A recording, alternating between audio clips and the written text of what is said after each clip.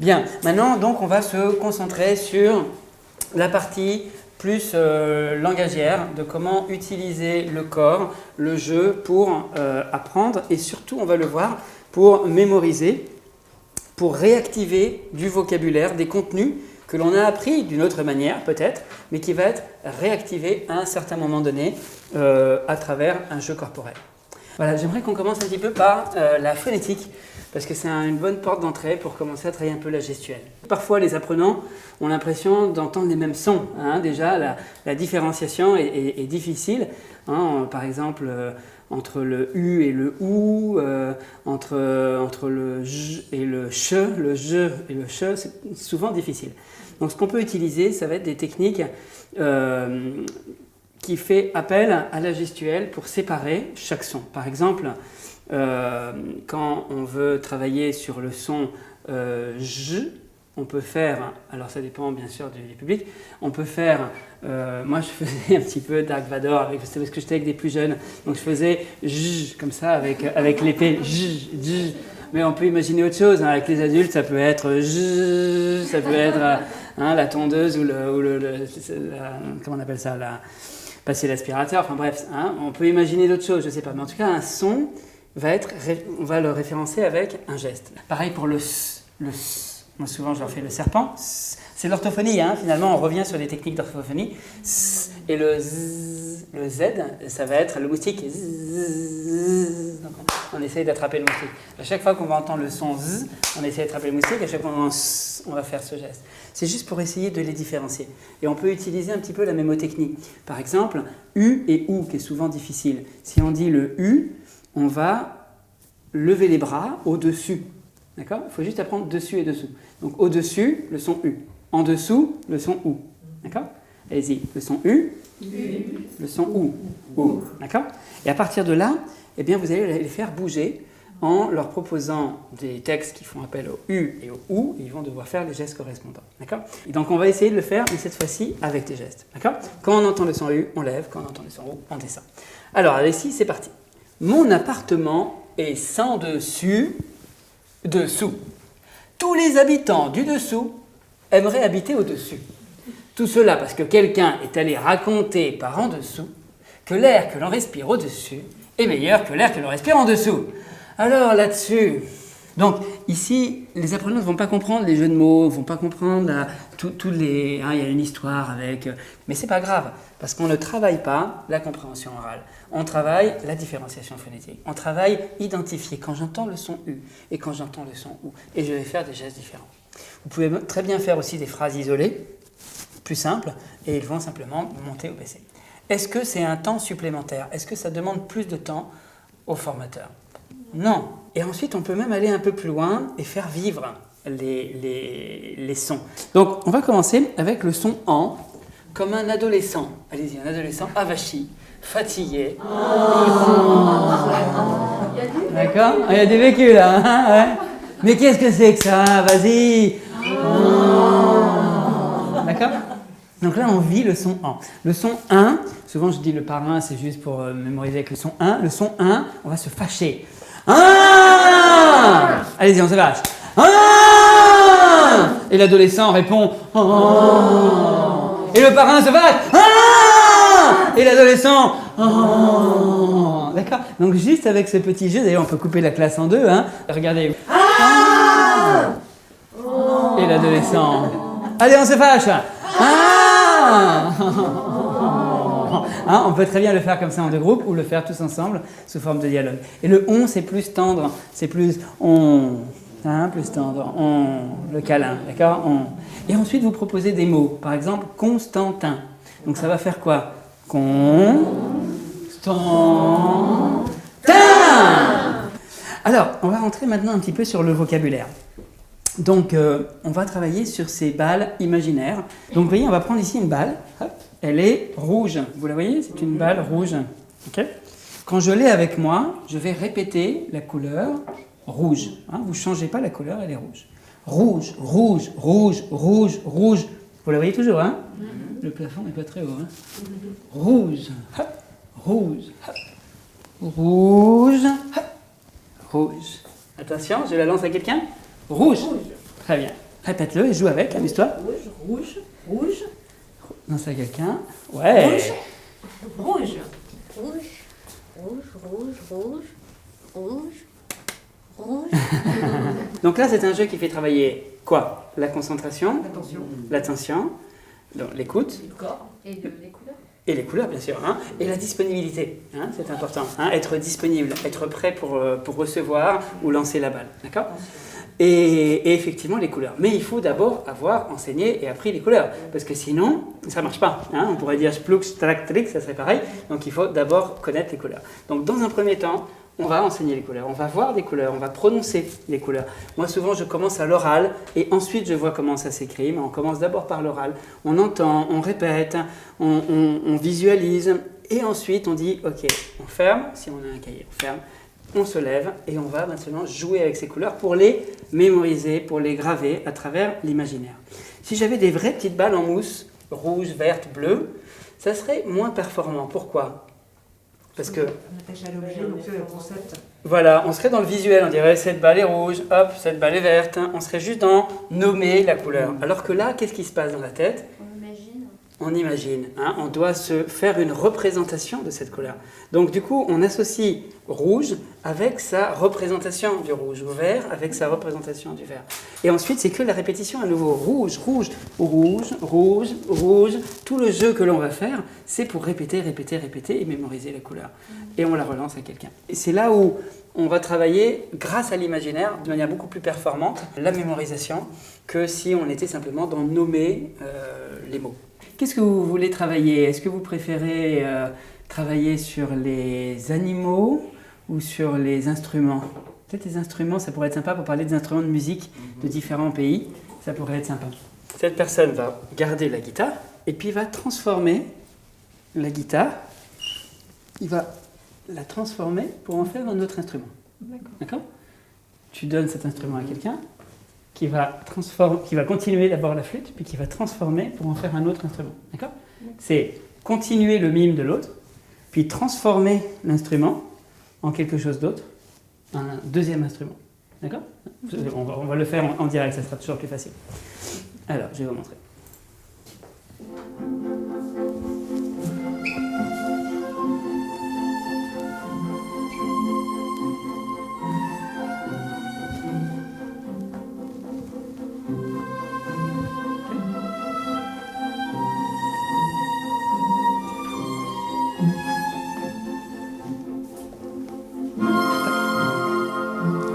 Tu le transformes.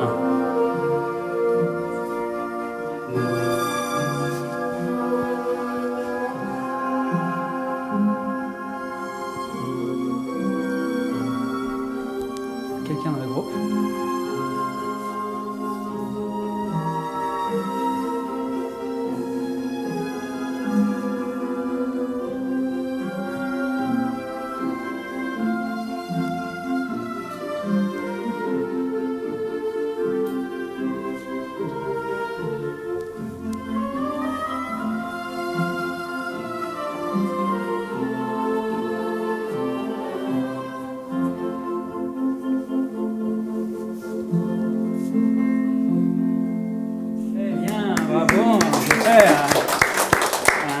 Très bien. Donc à partir de là, on va nommer. Donc moi, c'était simplement un triangle. D'accord ? Le triangle, je l'ai donné là-bas. Sur moi, et c'était une contrebasse. D'accord, super, on la voyait très bien. Tu l'as donné à qui ? Je l'ai donnée juste Ici, d'accord. Oui, elle est devenue un violon. Ils vont sans doute parler d'instruments de musique de leur pays aussi. Ouais. Donc ça peut être intéressant. Ils peuvent ensuite montrer une image sur le téléphone. Regarde, c'est comme ça. Entendre un petit extrait. Donc toujours tirer la ficelle au maximum de l'exploitation pédagogique derrière le jeu pour les faire parler, pour les faire participer. Donc là, c'est une variante. Au lieu de lancer le mot, on a donné le mot et on l'a transformé.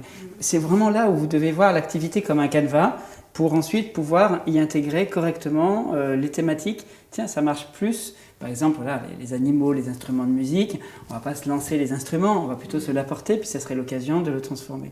Alors que les couleurs, par exemple, ou les chiffres, c'est plus facile à se lancer. Hein, donc c'est là où on va faire des choix. Si on voit bien la typologie du jeu, ça sera plus facile pour ensuite choisir l'une ou l'autre en fonction du contenu.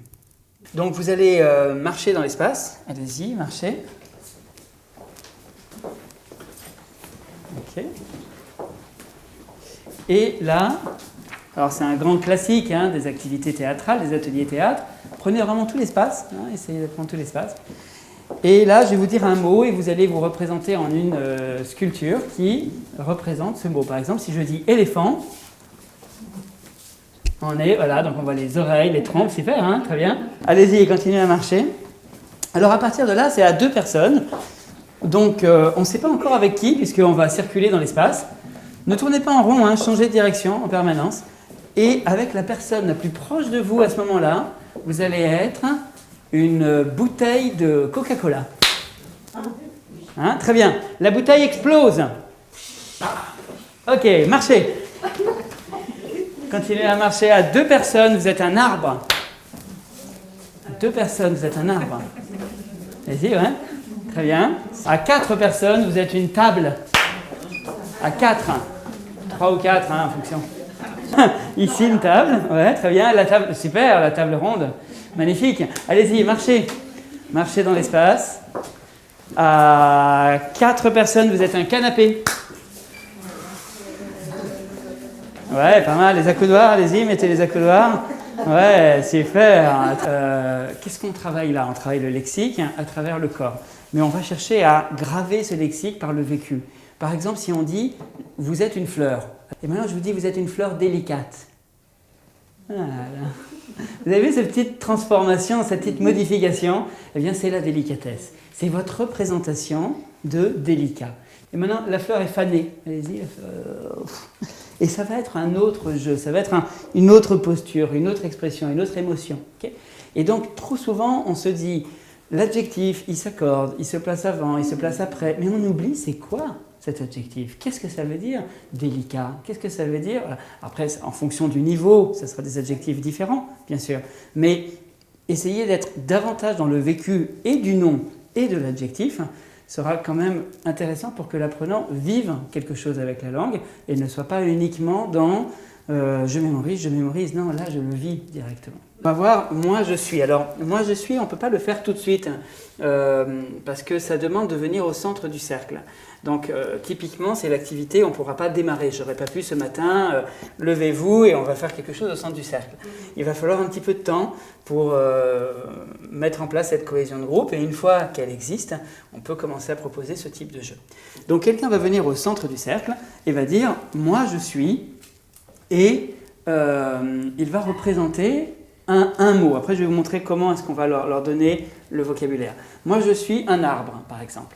Donc je vais représenter la nature, puisqu'on est autour du champ lexical de la nature avec l'arbre. Ça aurait pu être une maison, ça aurait pu être une école, ça aurait pu être la préfecture, on peut imaginer plein de choses, bien sûr. Donc moi je suis un arbre. Alors venez autour et on va construire un tableau humain, un par un, une par une. Vous allez venir et on va faire un tableau humain autour de cet arbre. Vous dites ce que vous êtes. Moi je suis... Moi, une chaise. Une chaise. Moi je suis un fruit. Très bien. Moi je suis un oiseau. Ouais. Moi je suis une fleur. Super. Moi, je suis une grive. Moi je suis le soleil. Moi, je suis un chien. Et moi, je suis un hérisson. D'accord. Qu'est-ce que tu as envie? Je suis une maison. Une maison, très bien. Et là, clic, on fait une photo. Vous avez tous participé, c'est très bien, mais on n'est pas obligé de tous participer. C'est comme vous avez envie pour créer un tableau. D'accord? À partir de là, on revient et on aura distribué à l'avance des petits papiers avec des images aux apprenants en leur demandant s'ils commencent à proposer le premier mot, que ce soit le mot de l'image. D'accord? Ce qui vous permet à vous d'être sûr de travailler sur des champs lexicaux que l'on a déjà abordés en cours. Donc de travailler sur un vocabulaire déjà un minimum appris par les apprenants. Okay? Donc vous avez distribué déjà un certain nombre de petites images pour démarrer le jeu. Là, on n'a pas eu de cours ensemble, donc je vous laisse imaginer dans les thématiques que vous abordez qu'est-ce qu'on pourrait proposer au centre du cercle? Quelque chose de concret pour les niveaux débutants. Hein. C'est pas la démocratie, la liberté, etc. On n'est vraiment pas là-dedans. On est dans du concret. La famille. Ouais, vas-y. Je suis la grand-mère. Très bien. On y va. Moi, je suis le chien. Moi, je suis un enfant. Je suis le grand-père. Ouais, super.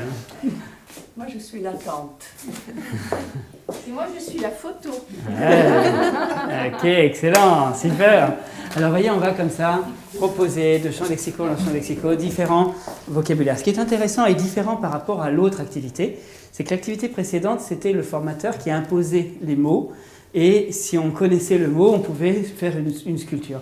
Alors que là, ce sont les apprenants qui vont proposer leurs mots par association d'idées. Quand ils entendent famille, ils vont penser à mère, père, frère, sœur, et ils vont venir proposer le mot.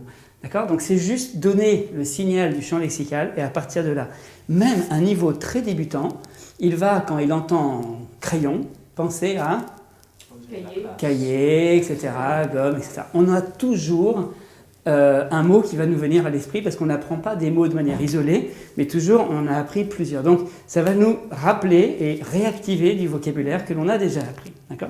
Donc, un apprenant timide, qui n'a pas trop envie de participer, qui entend crayon et qui pense à stylo, mais il ne vient pas faire je suis un stylo. Est-ce que c'est grave? S'il a entendu crayon, il a pensé à stylo, il ne vient pas au centre. Est-ce que c'est grave? Non?